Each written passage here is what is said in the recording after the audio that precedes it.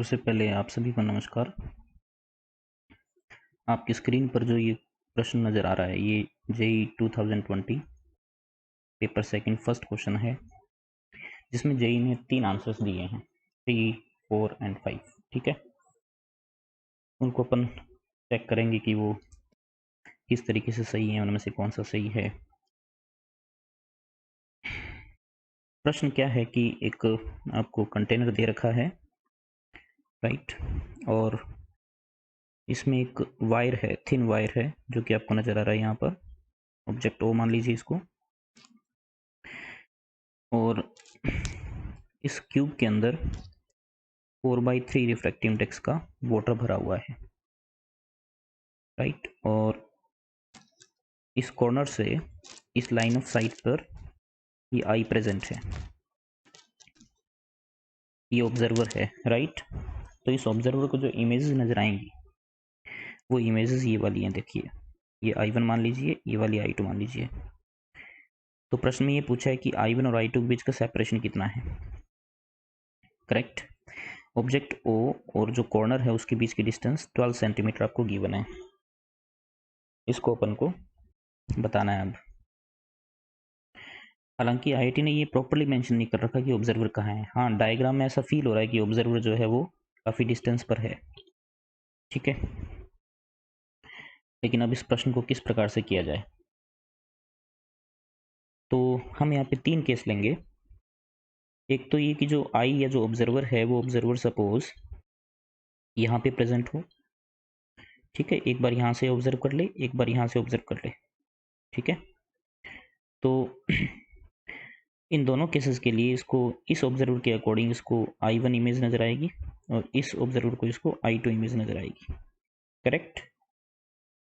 ये normal incidence का case हो जाएगा, क्योंकि लाइट रे ऑलमोस्ट इस सरफेस पर नॉर्मल इंसिडेंट होगी, तो जो इसको इमेज नज़र आएगी वो कहीं ना कहीं यहाँ पे नज़र आएगी, ठीक है। जो हम NCERT में पढ़ते हैं, एपरेंट डेप्थ जो है वो h/μ के इक्वल होती है ना, उस कॉन्सेप्ट से इसको डील कर सकते हैं। लेकिन ये कहीं यहाँ पे मेंशन नहीं कर रखा है, हमको जो ऑब्जर्वर बना रखा है वो यहाँ पे दे रखा है, उसके अकॉर्डिंग भी अपन देखेंगे, राइट। तो चलिए, तो ये जो फर्स्ट केस जो मैंने आपको थोड़ी देर पहले बताया उसके बारे में अपन डिस्कस करने वाले हैं। तो मान लीजिए कि ऑब्जर्वर यहाँ पे है, ठीक है। तो ऑब्जेक्ट ये है और इसकी जो इमेज बनेगी ये I1 बनेगी, ये वाली, और जो इसकी एपरेंट डेप्थ होगी वो ये वाली होगी h/μ सरफेस से, करेक्ट। ऑब्जेक्ट O की इस सरफेस से जो डिस्टेंस है वो ये वाली है h। अब ये h किसके बराबर होगी, देखो, ये O और ये मान लीजिए P है, तो OP डिस्टेंस 12 सेंटीमीटर की इक्वल है, ये 45 है, तो 12 sin 45 मतलब 12/√2, तो ये h 12/√2 आ जाएगा। देन एपरेंट डेप्थ h/μ अगर आप कैलकुलेट करेंगे तो 12/√2/4/3, तो ये वैल्यू आ जाएगी हमारे पास 9/√2। तो ये h आपके पास h/μ जो है आपके पास 9/√2 आ गया। तो OI1 जो है वो कितना आएगा, तो OI1 हमारे पास आ जाएगा 12/√2 माइनस 9/√2, इसकी वैल्यू आ जाएगी 3/√2। OI1 की वैल्यू 3/√2 आ गई। ये वाला एंगल अगर आप देखें ये भी 45 है, तो फिर I1P जो है वो आ जाएगा, जो OI1 है इंटू में साइन 45, OI1 3/√2 साइन 45 1/√2 मतलब 3/2। तो OI1 हमारे पास I1P जो है वो हमारे पास 3/2 के इक्वल आ गया, और I2P भी एग्जैक्टली उतना ही होगा, सिमेट्री है यहाँ पर।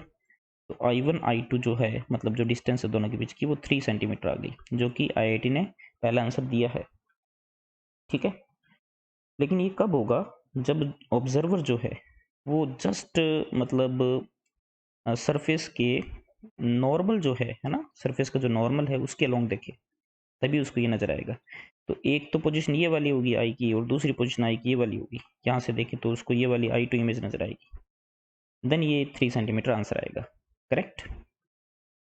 लेकिन ये सही भी नहीं है, क्योंकि हमें जो प्रश्न में दे रखा है वो आई की पोजीशन यहाँ पे दे रखी है। ठीक है, तो कहीं ना कहीं हमारे दिमाग में ये भी आता है कि शायद ऑब्जर्वर दूर हो, और अगर ऑब्जर्वर दूर हो तो हम पैरेलल रेस के कॉन्सेप्ट से इसको डील कर सकते हैं। तो उसको भी देखते हैं चलो। तो ये फर्स्ट मेथड था, फर्स्ट अप्रोच थी एक तरीके से। सेकंड अप्रोच की बात करें, मैंने डायग्राम थोड़े बड़े बना रखे हैं यहाँ पर रे डायग्राम को समझने के लिए। तो चलिए इधर ध्यान दीजिए।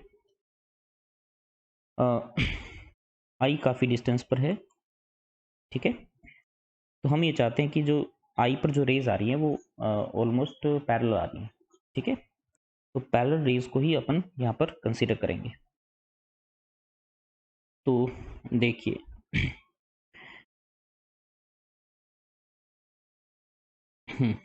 तो ये ऑब्जेक्ट है वो, इससे मैंने एक सिलेक्टेड एक पर्टिकुलर एक रे ली है।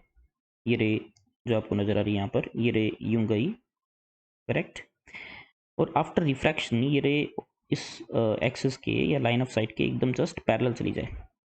तो ये वाला एंगल 45 है, ये वाला भी 45 होगा, तो ये वाला भी 45 हो गया, ठीक है। तो यहाँ पर जो एंगल ऑफ रिफ्रैक्शन है वो 45 है। एंगल ऑफ इंसिडेंस मैंने थीटा ज्यूम कर लिया, जो कि आपको यहाँ पे नजर आ रहा है, राइट। ठीक है, ऐसे सेम नीचे साइड में भी ऐसा ही होगा, ये वाली रह गई यूं और फिर यूं सीधी पैरेलल चली जाती है। तो आई को क्या ऑब्जर्व होगा, जो आई है उसको ये लगेगा, ऐसा फील होगा कि जो इमेज है ना वो इसी लाइन पे है। ये जो डॉटेड लाइन बनाई है ना मैंने, इसी लाइन पे ही इमेज नजर आएगी। ऐसे नीचे वाले रे के लिए इसी लाइन पे इमेज नजर आएगी, ठीक है। हो सकता है इमेज आगे नजर आए, तो हमको उन्हीं इमेज के बीच की डिस्टेंस निकालनी, तो हमें ओवरऑल देखा जाए तो ये डिस्टेंस निकालनी है। तो हम एक काम करते हैं, ये वाली डिस्टेंस निकालेंगे, उसका डबल कर देंगे, तो हमारे पास टोटल डिस्टेंस आ जाएगी, करेक्ट। तो उसके लिए अपन क्या करते हैं, यहाँ ये जो थीटा आपको नजर आ रहा है यहाँ पर, इसमें स्नेल्स लॉ लगाएंगे अपन सबसे पहले। स्नेल्स लॉ से देखें तो म्यू साइन थीटा मतलब 4/3 sine theta is equal to 1, मतलब एयर में जा रही है लाइट रे, 1 इंटू साइन 45, ठीक है। साइन 45 हो जाएगा 1/√2। तो यहाँ से हमारे पास साइन थीटा की वैल्यू आ चुकी है जी 3√2/4, करेक्ट। ये साइन थीटा आ गया। अच्छा, ये वाला थीटा है यहाँ पर, एक मैंने ये एक लाइन ड्रॉ कर रखी है, ये 90 डिग्री एंगल पे इसके साथ।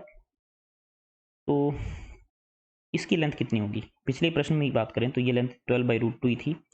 तो ज्योमेट्री है बहुत सिंपल सी, तो ये 12 है ना, ये 45 है, ये 12/√2 ही आएगा, ठीक है। तो मैं 12/√2 और थीटा की हेल्प से ये डिस्टेंस निकालना चाहता हूँ, ये वाली, ये मान लीजिए x है। तो x by 12/√2 equals to tan theta, right. Then x is equal to 12/√2 tan theta. Sine theta हमारे पास है, तो tan theta first of all calculate कर लेते हैं अपन। तो sine theta perpendicular is 3√2, hypotenuse is 4, and base कितना आएगा 16 माइनस 18, सॉरी यहाँ पे मैंने थोड़ी मिस्टेक कर दी, 3√2 में ऊपर ले गया, ये 3/4√2 आ जाएगा, ठीक है। ओके, तो 3/4√2, ठीक है। तो ये आ जाएगा, ये आ गया 32, 32 माइनस 9 मतलब √23, करेक्ट।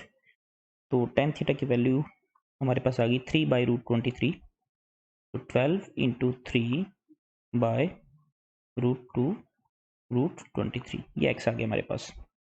अच्छा, x अगर आ गया तो अगर इसको थोड़ा सा देखें इधर, ये जो लेंथ है यहाँ से यहाँ तक का, ये वाला लेंथ, ये यहाँ से यहाँ तक का लेंथ कितना है, ये है 12/√2, ठीक है। तो फिर ये वाला लेंथ कितना आएगा, ये आ जाएगा 12/√2 माइनस एक्स, ठीक है। और हमें चूंकि ये जो डॉटेड लाइंस दिख रही हैं येलो वाली, इनके बीच की डिस्टेंस निकालनी है, राइट।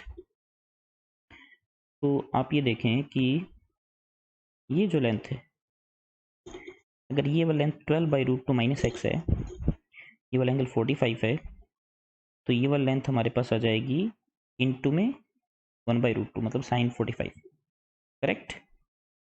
ये आगे लेंथ और ये वाली भी लेंथ होगी इसके साथ जुड़ेगी, तो इनटू में 2 कर देंगे अपन, तो हमारे पास ये टोटल लेंथ आ जाएगी। तो अगर हम टोटल लेंथ की बात करें यहाँ पर,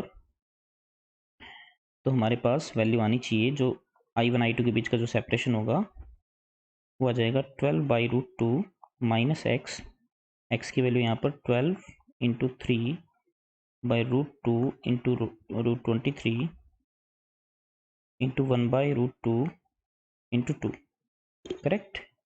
इसकी वैल्यू अगर अपन देखें यहाँ पर, तो 12/√2, ये √2 √2 √2 2 हो जाएगा और ये 6 हो जाएगा, ठीक है। देन 2 से भी अंदर मल्टीप्लाई कर दें तो हमारे पास आ जाएगा 12 माइनस, ये आ गया हमारे पास 12 × 3/√23, करेक्ट। इस 23 को भी ऑलमोस्ट आप 24 मान सकते हो, उससे भी कर सकते हो आप चाहो तो। लेकिन जब इसकी वैल्यू अपन सॉल्व करते हैं, कैलकुलेट करते हैं, तो इसकी वैल्यू आती है 4.49 के राउंड, ठीक है। 4.49 के राउंड इसकी वैल्यू आती है, आप कर सकते हो कैलकुलेट इसको। थोड़ा कैलकुलेटिव तो है पेपर, है ना, इसी में ही टाइम ज़्यादा लगेगा। लगभग इसके आसपास वैल्यू आती है, तो 4 भी दे सकते हो वैल्यू या 5 भी आप दे सकते हो,